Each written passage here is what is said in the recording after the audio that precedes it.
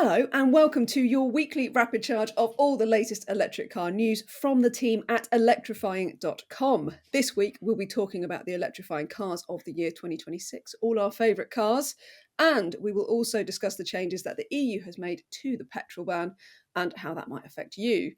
Of course, we will have Barnard's bargains for all the best EV lease deals out there. We will also be answering your electric car questions and dipping into the postbag to find out your views on all of the latest news. And welcome to the Kilowatt Half Hour. I'm Vicki. I'm Tom. And I'm Batch. So, guys, what have you been up to? What have we done? Well, I've got a bit of a rant, I'm afraid. Oh, God. Okay. Always a good start. Here we go. Because we had a filming session at the barn where we do a lot of our video filming, and I have to go around the M25, and it can take, I allow 2 hours, but it took me 4. And it was because there was an accident on the M25, which is nothing unusual about that at all. But when I eventually got to the end, there was a Tesla Model 3 which had driven quite lightly, it seems, into the back of a Mercedes. Now, how that happened, I don't know. What I do know is that the Tesla had a slightly broken bumper and the bonnet was slightly crumpled too. But this required, apparently, 4 fire engines and 3 police cars. And they had set up like sandbags around the Tesla and were doing all sorts of other strange things and had closed 4 of the 5 lanes, forcing us into 1 lane, presumably because they thought the battery was about to catch fire.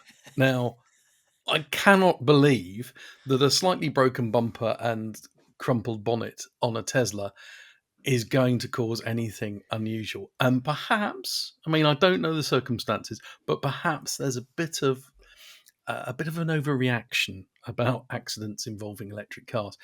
I think firemen have a bit of a reputation for quite liking to do things like cut roofs off cars whenever they get the chance. I've heard that from a fireman. So if there's a nice car, somebody's got a slightly stiff neck, let's cut the roof off, which I would do, I think, if I was a fireman, because it would be great fun. But perhaps there's a little bit going on with electric cars too. And I can't believe that every small bump, fender bender involving an electric car is going to involve this sort of response. Otherwise, it's going to be ridiculous. It must be already, but it was causing chaos and it cost me 2 hours of my life. So I'm a bit grumpy. This podcast is brought to you by the Highways Agency. Thank you for that rant. What a way to start, eh? Well, first of all, can I just say that I admire our firefighters greatly, and I think that they can cut roofs off whenever they want, although possibly some justification is probably a good thing. I don't know. Do you know what? I would be really interested to do more research into this, because there must be some established protocol for how you deal with EVs in accidents. In fact, I know that there are, protocols for that. So I don't know. There must be some sort of assessing of the car at the scene and then a decision from there on as to how it's being treated, if there's a risk of the battery being damaged or not. I don't know. Maybe one of our listeners might be a firefighter himself or herself, or maybe somebody out there might have more details about it. This is something we should look into, isn't it? Because I think it is an interesting fact. There are plenty of EVs out there. It's very common that they are involved in accidents. And we know that EVs are really, really good in accidents. Mercedes, not that long ago, did a huge crash test with one of its EVs, didn't it? I think it was an EQA, a really high impact crash test, and invited journos along. And it was remarkable how well it dealt with it. All of them go under the same crash tests. They go through all the same sort of impact tests that any car does, and we know that they deal with it very well. So yeah, maybe you're right. Maybe it is an overreaction, but I would be interested to know what how are we training our emergency responders to deal with it? I wonder whether that's something we should be looking into. Well, in the world of motorsport, I remember being told this when I got to drive that Jaguar I-Pace trophy car. Do you remember that when Jaguar had its own one-make series for the I-Pace? Yeah. And, I had to be explained, I had to be sat down with somebody from a very, very, important person from the FIA telling me this is what you do when you crash, because of course they don't know the whole cell could be, you could be electrocuted, all this kind of stuff. So that's quite popular in the world of motorsport, but presumably in Tom's situation, it's just like a blanket rule. If there is an accident with an EV, they've got to tread very, very carefully. But yeah, it would be very exciting. It would be very interesting to know if this is commonplace, really, wouldn't it? So yeah, so if anybody knows, please do get in touch, and it will allow Tom to have another rant, won't it? So I can't believe it's more dangerous than like having 100 litres of petrol sloshing out after an accident. I think, well, as we know, thermal runaway is the thing, isn't it? It's dealing with it if it does happen, because we know that is the problem. But generally, I think EVs are safer. But again, let's do some research and find out. Maybe that's worth an article. Let us know what you think, and we'll go from there. In the meantime, I have been up to Silverstone, not driving an EV on track, but driving a lot of EVs around the roads around there for European Car of the Year. So I'm a juror on European Car of the Year. We have announced our shortlist, and we have been driving the cars to decide what we're going to make the overall Car of the Year. So the European COTI shortlist cars are the Kia EV4, the Mercedes CLA, the Skoda Elroq, the Fiat Panda, the Citroen EC5 Aircross, the Renault 4, and the Dacia Bigster. So, I don't know, answers on a postcard, please. What would you make the European Car of the Year from that lot? Because it's quite an interesting array of cars there. I will obviously add the Dacia Bigster you can't actually get as an electric car. You can have it as a hybrid, a self-charging hybrid. So obviously, I think here it's reasonable to say that probably wouldn't go down well with you guys, but I think there's some fantastic cars there. So yeah, I mean, it's CLA, fantastic efficiency, Elroq. This might lead nicely into our awards stuff as well that we've just announced. But before we do that, Batch, what have you been up to? Well, nothing far from as glamorous as you two, or well, glamorous but rage-inducing. Sitting on the M25 in traffic, raging on the M25. Rage-inducing. I spent a lovely day this week with our co-host Nicola, and we went down to East Sussex to drive the new Kia PV5. And for good measure, we thought we'd bring along its only proper rival at the moment, which is the Volkswagen ID Buzz. And I won't tell you what happened or the outcome, because we shot a video. It was a twin test, and that video should be coming out in the next couple of days. But it was extremely interesting test. And I mean, I'm sure all of our listeners will know we are big fans of the PV5. In fact, the entire world is a big fan of the PV5, particularly in the UK. It is tremendously exciting. And the thing that amazed me the most is, the van market in the UK is very traditional. And there is one particular van that has always led the way, despite there being lots of great alternatives. The Ford Transit has always been the market leader. And yet Kia has turned up. They've rocked up from a UK perspective with no experience of vans whatsoever. And they've rocked up with this PV5, and it is chuffing good, actually. Really good indeed. So I won't tell you much more because I urge you to go and watch the video, but it was a very, very interesting day. Mr. Batchelor, I'm very disappointed. Yes, what? Very disappointed. What do you mean Kia's got no experience of vans? Well, in the UK they haven't, have they? Haven't they? What have I missed? Come on. What have I missed? Oh no, Kia Tom's going to know about something really obscure here, aren't we? And ancient. Yeah, go on. Rebadge Mitsubishi or something. What was it? There was a Kia Pride van in the UK. It doesn't count, does it? What? Kia cannot claim they've never had a van before because there was a Kia Pride van. Oh gosh, that M25 accident really did something to your head, didn't it? Yeah. There was someone in the comments later who in the last thing liked us talking about old cars, Vicki. So I think this is an excuse to keep wittering on about. I was like, excellent. We can talk about the MOT on my husband's E46 3 Series. Fantastic. Anyway, let's move on and talk about. So you talk about the PV5 there, Batch. What do you think won our electrifying.com van of the year? What do you think might have won? How do you want me to act? Do you want me to act surprised? Because I know the answer, don't I? I don't know, Vicky. What is the winner, Vicky? Oh my goodness. Could it be the PV5? The PV5 Cargo? No, it was the Kia Pride, actually. It was the... the Kia Pride. Can you imagine? That'd be fantastic. That gets my vote for next year, definitely. Yeah. Well, we should probably do it in kind of reverse order, leaving the car of the year till the end, shouldn't we? So, Let's do that. Yeah. Best value for money EV. Drum roll, please. Yeah. Renault 4, because it now gets the full plug-in car grant. Yeah. Yes, indeed. Starts at 23,250. Used EV, Polestar 2. EV brand of the year, Kia. I think that's well deserved, isn't it? It's, very well deserved. That's not just the PV5. It's also, the forthcoming. You've got the EV5. You've got the EV4 out.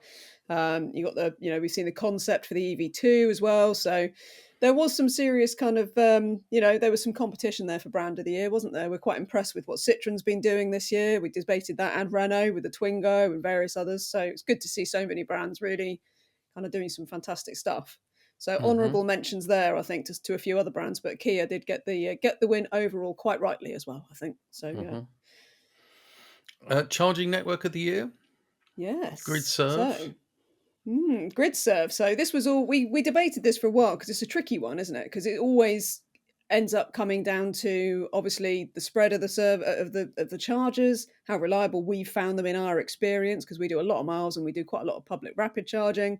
GridServe's been really good because, of course, they provide a lot of the chargers in the main motorway services. But more than that, they have just rolled out the first 400-volt chargers in the UK, and they're going to be the first ones to have a dedicated HGV charging hub, which I think is going to be really interesting. So yeah, they're doing some good things, I think, GridServe. So that is why they got the award. So it's been really good. Been a good year, I think, for all these different things. It was a lot of debate coming up with these awards. The Polestar 2 for used EV. I just think it's such a popular used car. It's fantastic. It looks incredible. It looks like it was launched yesterday. It's just aged brilliantly. My bet would be that single motor, the facelifted, the rear-wheel drive single motor long range, the sort of 2023 facelift one. That's the one I want. You get some great value ones of those. And that was a claimed range. That's over 400 miles, the range on that. So yeah, some really good things. Renault 4, again, lots of competition because we debated that and the Citroen EC3 Aircross. So another honourable mention there to the EC3 Aircross, which we think is fantastic value as well. But the Renault 4, when it got that full grant, and it's just such a great car, isn't it? So that's where we went with that. So Tom, go on. Do you want to announce the overall electrifying.com car of the year 2026 is? Drumroll, the BMW iX3. Yeah. I had somebody asking me about that the other day, actually, saying, have you driven it yet? Have you driven it yet? I'm like, no, I haven't. And they said, well, hurry up, because they want one. Currently driving a Cupra Born and think this might be their next car.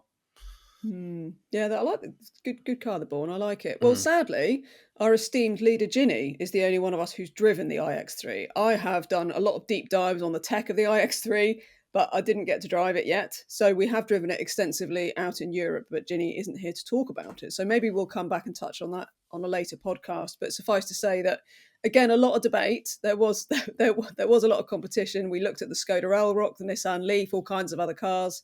But I think the iX3, it's just such a lighthouse for that technology, isn't it? For the new battery technology, the affordability, a range of 500 miles, it's a fantastic thing. So yeah, I think a well-deserved winner. I think, it's a really incredible car, just that technology. I think it's going to be a real game changer. I know that's overused phrase, terribly overused phrase. But yeah, I can't think of anything else to say about it. It's such a fantastic thing. So very excited to get that in the UK and drive it next year. You can order one now. It's on sale, but and it's in production. But yeah, and it's cheaper than the old one, isn't it? Year. It is. Yeah, it's cheaper than the old one. Amazing thing. So yeah, the battery and also the sort of sustainability, what BMW's done in terms of reducing the emissions on the manufacture of that car, as well as the affordability of the batteries. So it's now gone for cylindrical batteries rather than the mattress style batteries that it had previously. Lots and lots of stuff. So fewer resources in the batteries as well. It's a really interesting thing. It's one of those cars, in truth, obviously most people are going to like it because it's long range and it's very lovely inside and it's great to drive and all of those reasons that you want to own a car. The iX3 does brilliantly. But when you actually sort of really look down into what BMW's done to, like I said, make it more sustainable, to make it more affordable, I think it's not just about range per pound. It's actually about making EVs, actually better in terms of their production, which I think is a really crucial thing. So yeah, and the battery technology is really, really interesting. So look out for that one and a very deserving winner. So it's very exciting stuff.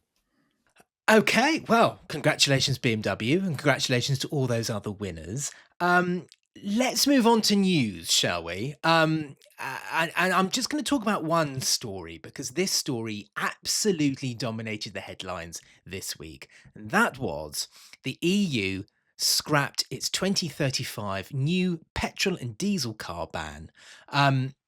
So, to give you a bit of context, whilst the UK has got a 2030 ban on the sale of new petrol and diesel cars, in the European Union, it's 2035.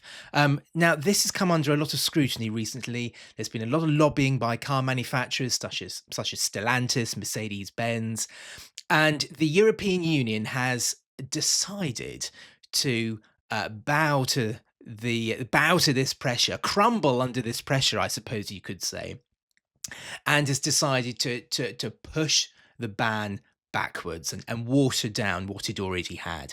So from 2035 onwards, only 90% of cars will have to be zero emission, not 100% like before, 90%, with the remaining 10% needing to be, and I quote, compensated through the use of low carbon steel made in the Union or from e-fuels and biofuels. So,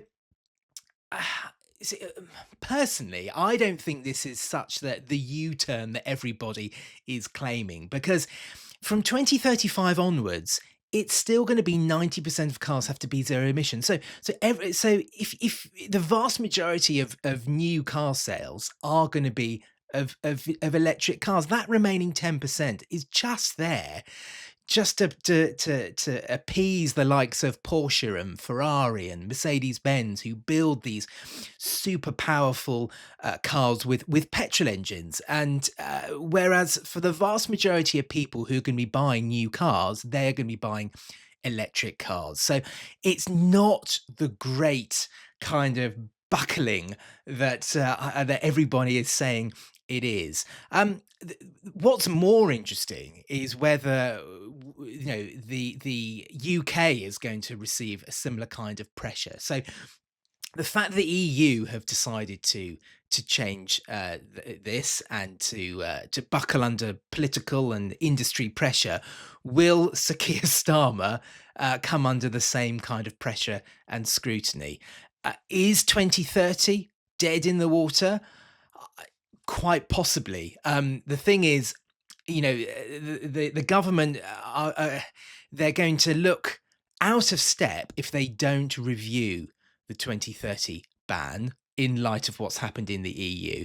But if they do actually follow the EU's direction, they're going to come under a lot of criticism for not being kind of forward thinking and leading the way. So whatever the UK does in light of this EU decision, I think is going to play out quite badly.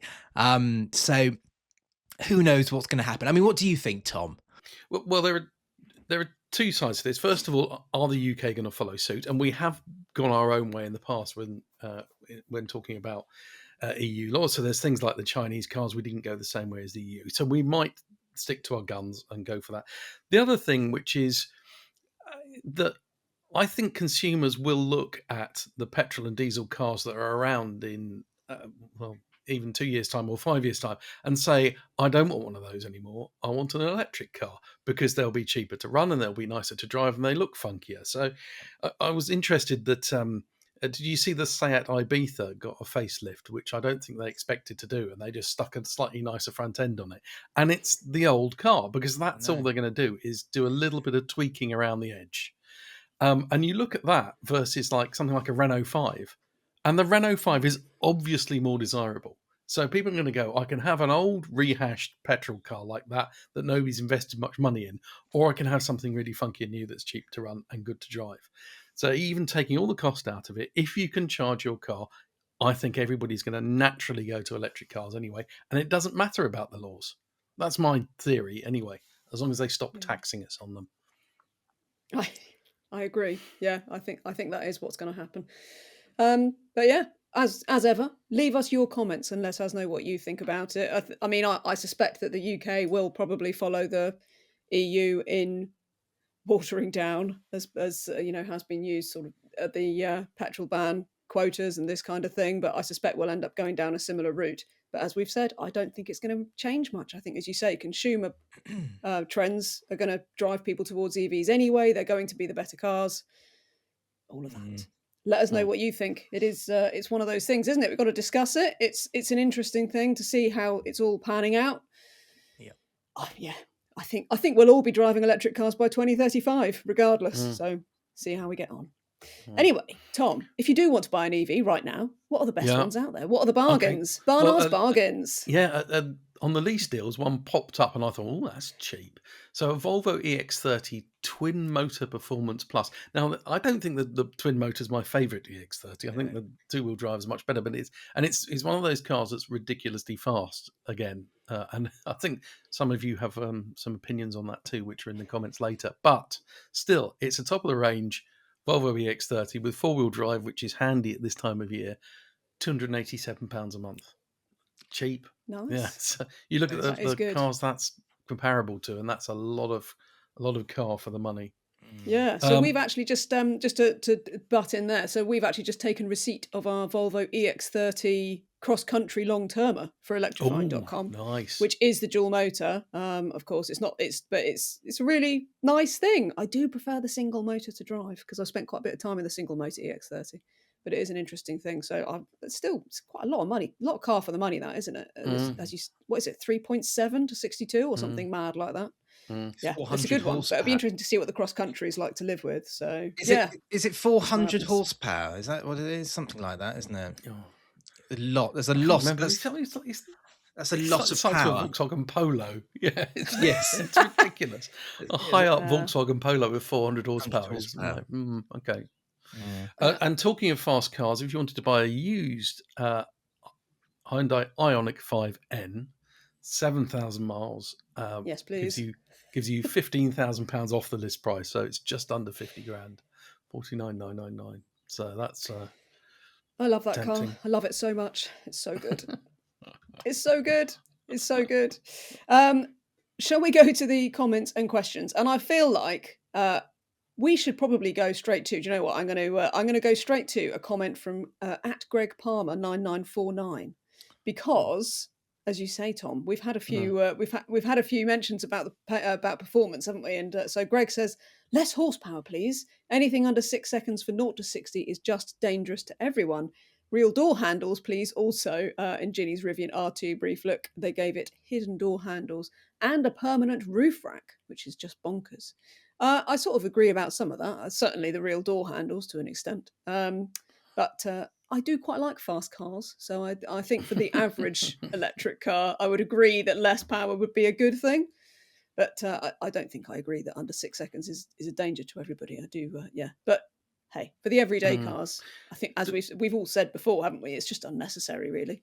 Yeah. The door handles thing's interesting because you do get a lot of cars that have flush door handles, and they either you have to press one end and then pull it out, which is an extra hassle, or they come out electrically, which seems like a bit of complication.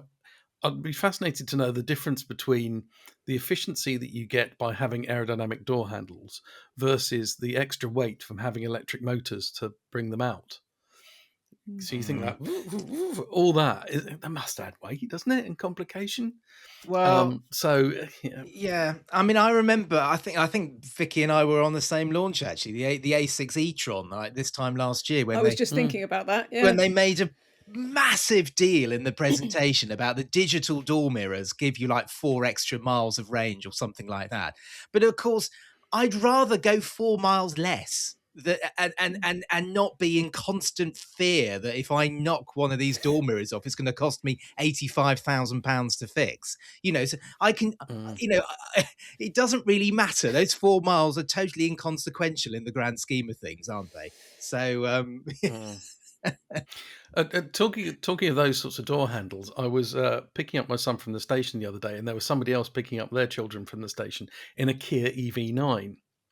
And the rear door handle was missing.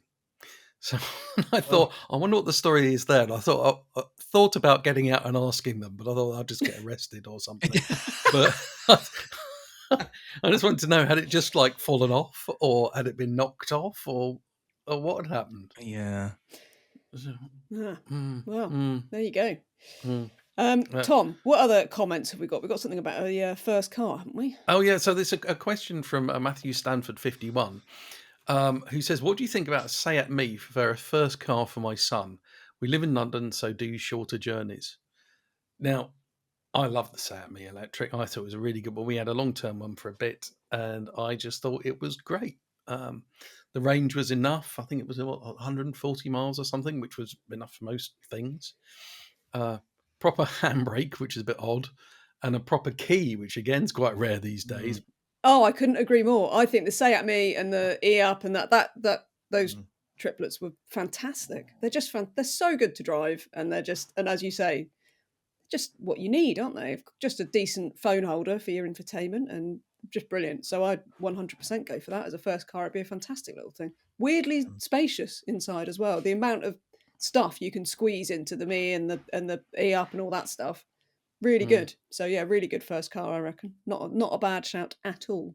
Finglebat has messaged saying, well, he's come up with his top choices of cars or EVs that people have forgotten. At number 3 is the SsangYong Korando E-Motion. I remember driving that car when it was brand new, but yeah, absolutely good choice. At number 2 is the KGM, the SsangYong replacement, which is KGM, and their Torres EVX. And at number 1 is the classic Crappy by Ford. Sorry. He means Capri there. The Ford Capri. If anybody from Ford there is listening, that was Finglebat who said that, not me. But yeah, so he's gone for the SsangYong Korando, the KGM Torres, and the Ford Capri. 3 quite interesting choices there. What do you think? Well, can I just say something about the Capri? Because I'm with everybody else in that it should never have been called a Capri. No. But it's not a bad car. It's actually fine. It's big. It drives quite nicely. You can get some mad deals on it. It's been in one of the lease deals that we've mentioned a few times. I don't know what you can get right this second, but I mean, blimey. I actually recommended it to somebody the other day because they said they just wanted a, decent, big family EV with a decent range, comfy, at a good price, which is what loads of people want, isn't it? And I was like, well, have a look at what you can get a Capri for, because as long as you don't mind everybody taking the mick out of you for it being called a Capri when it's clearly not in any shape, form or whatever, it's fine. It's fine. But yeah, forgotten, I suppose so, because the world can't get over the fact that Ford called it a Capri, can they? So well, yeah, but you could widen you could widen that to the Explorer as well, can't you? I mean, I just think apart from the Puma, I mean, I even forget about the Mustang Mach-E actually, and I think all of Ford's electric car range is kind of forgettable. Not because they're not very good, it's just that I don't know. I've got no idea why, but I forget about them.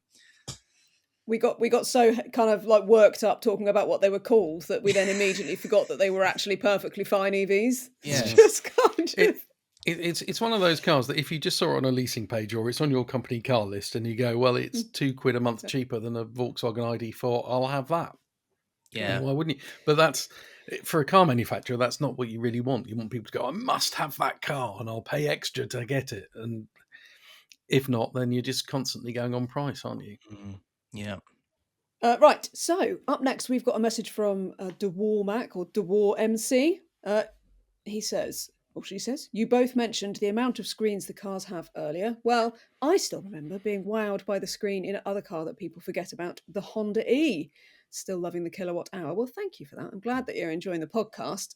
I still love the Honda E. I haven't forgotten about it at all. I think it is a fantastic car. It's such a brilliant piece of design, that. And given that I'm not always a fan of too many touchscreens and screens in general in a car, I thought the Honda's was one of the better in that regard. I know that it's got that big wall of screens, but it was quite well thought out, I thought. So I didn't actually mind it. I liked that car so much. I was very sad that it didn't do well, really. I feel like they should just relaunch it as it was in about 2 years' time, when maybe shorter range EVs are kind of a bit more accepted. They could just bring it back pretend that the first round never happened. Same with the BMW i3. Just bring it back. Remastered. Same as. The remastered Honda E and Yes, i3. that's Yes. it. It's like when they do the remastered greatest hits of any particular band. They should do it. They should absolutely do it. I think I with think the with Honda E. Sorry, I think with the Honda E, I think the reason why I agree with you, Vicky. I think the reason why it kind of worked was the infotainment was so basic, wasn't it? That it wasn't difficult to use on the move. Whereas nowadays, infotainment systems, there are a million gazillion different menus and sliders and different things to press whilst you're driving. That an onslaught of screens just doesn't work. Whereas the Honda E was a bit different in that respect. Yeah, agreed. Yeah, I suppose that if you're thinking about the BMW i3 that you were talking about there, they upgraded the battery on that car as it went on because they worked out how to get more energy into the same space. And if they did that with the Honda E, so they developed it and said, okay, well, it did have what was it, like a 37 kilowatt hour battery, and now it's got a 60 kilowatt hour battery, everyone would have been all over it. I mean, the resale value on those is astonishing because people just want them for the way they look and the way they are inside, and they're funky and they think they're a future classic, etc., etc. So, I think it could have gone on, but presumably it just cost them too much to make and they didn't care enough. In talking of forgotten ones, that Honda ENY1 thing, that's still for sale. Yes. I saw that popping up the other day on a you can have one cheap, and I'm like, I completely forgot. Thought they'd stop that as well. There's a few around me. There's a few people that own them, and you do, because they have had some extraordinary deals on them, haven't they? Is it supposed to be pronounced the E-any-one? Is that how it's supposed to be pronounced, or is it supposed to be pronounced the ENY-one? I'm not quite sure. I don't think anybody knows. Yeah. Not even Honda. I don't. Nobody knows. It's so forgettable. Nobody knows how to pronounce the name. Also, you might remember last time we were talking about the MG4 XPower and how it had a vibration that was the talk of all the forums, and we'd noticed as well. And North Willow 2014 says, we bought an MG4 XPower in April this year, and ours does not have the vibration. We bought it for the four-wheel drive as we live rural and drive a lot on narrow lanes. I'd say it's been a fantastic car. We drive it in custom with the soft throttle response, and it's better in the mud and wet than our 2019 Volvo XC90 that we had before.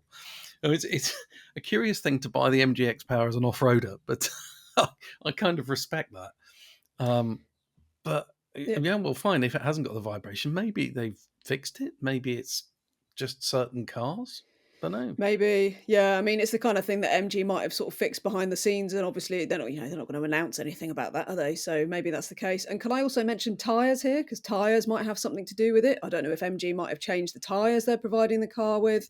On the same note, talking about the MG, because I think this happens more often than we think, is that people buy a performance dual motor because they want the four-wheel drive, not because they want more power, which is why I'm often commenting on those EVs because it's not that unusual where manufacturers will do a four-wheel drive, but it's only available with an abundance of power.